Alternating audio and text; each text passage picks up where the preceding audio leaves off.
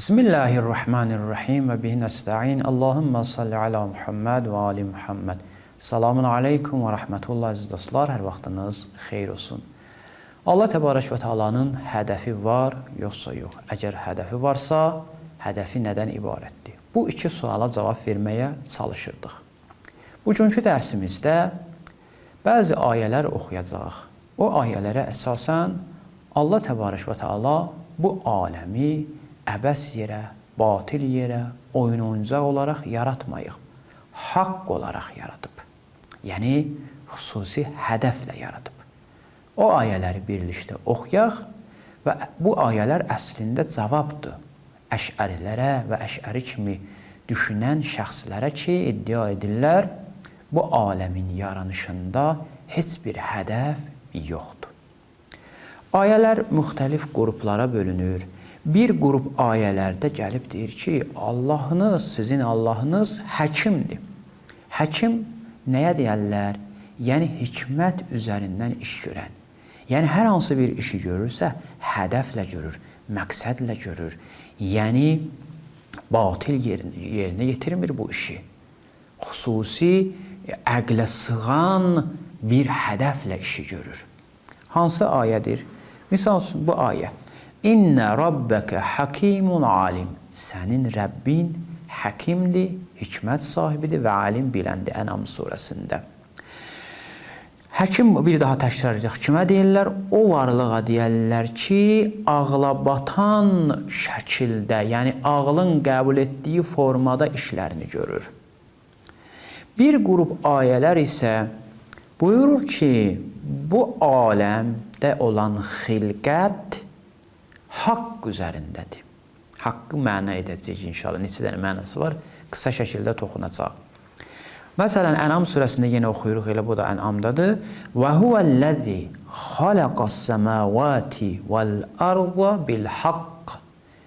Allah təbarək və teala o kəsdir ki, göyləri və yeri haqq olaraq xəlq etdi.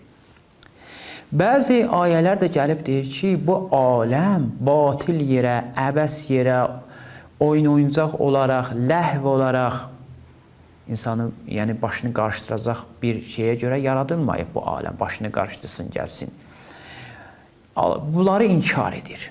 Misal üçün, deyir ki, وَمَا خَلَقْنَا السَّمَاءَ Biz göyləri, وَالْأَرْضَ və yeri, وَمَا بَيْنَهُمَا və onların arasında olan varlıqları مَا خَلَقْنَا بَاطِلًا Batil olaraq xəlq etmədik. Sad surəsindədir bu. Və ya digər ayədə buyurur ki, və yətəfəkkərun müminləri vəsf eləyir, deyir ki, onlar o kəslərdir ki, yətəfəkkərun fi xalqis-səmavati vəl-ərd Göylərin və yerin yaranışında təfəkkür edirlər və onların sözü də budur ki, Rabbənə mə xalaqtə hədə batilən Bizim Rəbbimiz, sən bunu, bu aləmi, bu kainatı batil olaraq yaratmamısan. Subhanək, sən paçsan bundan, Alimran surəsində. Birində deməli, əvvəl oxuduğumuz ayədə buyurdu batil, burada da buyurdu batil, indi isə əbəs deyir. Möminin surəsində. Əfəhəsibtum ənəmə xalaqnəkum əbəthə Siz elə düşünürsünüz, Allah təbarək və teala sizləri əbəs yerə, boş yerə yaradıb. Və digər ayədə, Duxan surəsində وَمَا خَلَقْنَا السَّمَاوَاتِ وَالْأَرْضَ وَمَا بَيْنَهُمَا لَاعِبِينَ Biz göyləri və yeri və bunların arasında olanları oyuncaq olaraq yaratmamışıq. وَمَا خَلَقْنَاهُمَا إِلَّا بِالْحَقِّ Biz onları haqq olaraq yaratmışıq. Və digər ayədən ki, bu da məlum olur. وَمَا خَلَقْنَا السَّمَاءَ وَالْأَرْضَ وَمَا بَيْنَهُمَا لَاعِبِينَ وَلَوْ أَرَدْنَا أَنْ نَتَّخِذَ لَهْوًا لَاتَّخَذْنَاهُ مِنْ لَدُنَّا Əgər biz istəyirdik bunu oyuncaq götürək, öz tərəfimizdən oyuncaq götürək. Əlbəttə, burada müxtəlif izahlar var. İlk öncə yaxşı olar ki, haqq sözünü məna edək. Haqq sözünün təqribən 8-ə yaxın mənası var. Biz, əgər istəsəm bir-bir bunların mənasını deyəm, vaxtımız çox gedər, elə düşünürəm. Amma bir mənası ki, bizim bəhsimizlə rabitəsi var və məqsəd də elə budur, haqq o deməkdir ki, yəni bu iş, görülən iş ağlabatan formada və ağlın qəbul etdiyi formada görülsün. Yəni boş yerə olmasın. Batilin müqabilində. Batil budur ki, yəni bu iş mənası əbəs, boş yerə. Boş yerənin müqabilində. Biz bu aləmi haqq olaraq yaratmışdıq. Əlbəttə, bəzilərinə işarə edir. Məsələn, haqq deyəndə bəzən zəruri varlıq nəzərdə tutulur. Məsələn, Allah Təbarək və Teala'nın sifətlərindən biri də haqqdır. Yəni, zəruri varlıq. Və ya məsələn, haqq deyəndə bəzən batil etiqadın müqabilində nəzərdə tutulur. Yəni, əgər etiqad doğru olarsa, ona deyərlər haqq. Müxtəlif mənalar var. Bizim burada bu ayələrin, yəni kontekstində baxanda, nəzər salanda görürük ki, burada haqq deyəndə məqsədi budur ki, bu iş boş yerə deyil, əbəs deyil. Bu iş xüsusi hədəflə baş verib. Digər o məsələlər də elə bunu deyir. Əbəsin mənası, öz xüsusi mənası var, batilin öz xüsusi mənası var, ləhvin öz xüsusi mənası var. Amma hamısı qayıdır yenə də mənasız, boş yerə iş görməyə. Yəni, ortada heç bir hədəf yoxdur. Ortada heç bir hədəf yoxdur. Bu ayədən məlum olur ki, bu ayələrdən ki, nə qədər ayələr varmışdır. Çünki bunlar hamısı nəyin müqabilində qərar verilmişdi? Batilin, haqqın müqabilində. Yəni, batil deyil, haqqdır. Əbəs deyil, haqqdır. Ləhv deyil, haqqdır. Lə'b deyil, haqqdır. Haqq bunların qarşısında qarab. Bunlar hamısı 4 dənə ki, ən azı burada saydıq. Bu 4 dənə, yəni hədəfsiz işi görmək. Ya ümumiyyətlə hədəf yoxdur, ya da hədəf olsa, şuurlu varlıqlar bunu mənasız bilir. Oyuncaq, məsələn, deyək ki, bir dənə uşaqdır.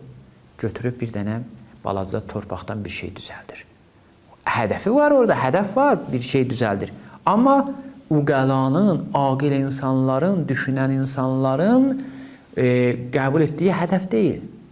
Hədəf odur ki, insana bir məqsədə çatdıra, insanın kamilliyinə xidmət eləyə. Amma bu, məsələn, balaca evcik düzəldir, balaca bir şey düzəldir. O necə insanı kamilliyə çatdıra bilər? Burada məlum olur ki, Qur'an-ı Kərimə görə bu aləm haqdır. 1. Bu aləm hədəfsiz yaradılmayıb. 2. Və həmçinin hədəf ağlabatan hədəfdir. Boş hədəf deyil, oyuncaq hədəf deyil. Mən əlbəttə bunların üzərindən keçirəm, bu məsələlərin üzərindən ki, izahlar veriblər. Xüsusi mənaları var, ləhbin, lə'bin. İnşallah baxarsınız, özünüz bu ayələrin izahına, xüsusilə nümunə təfsirinə də baxa bilərsiniz, izah eləyib bu ayələrin təfsirində və həmçinin yaxşı izah edir nümunə təfsiri, bu sözləri gözəl izah edir, həm də onun kökünü izah edir bizə ki, bu kökü hara qayıdır, hardan qaynaqları, nə üçün məsələn bu işə lə'b deyilir.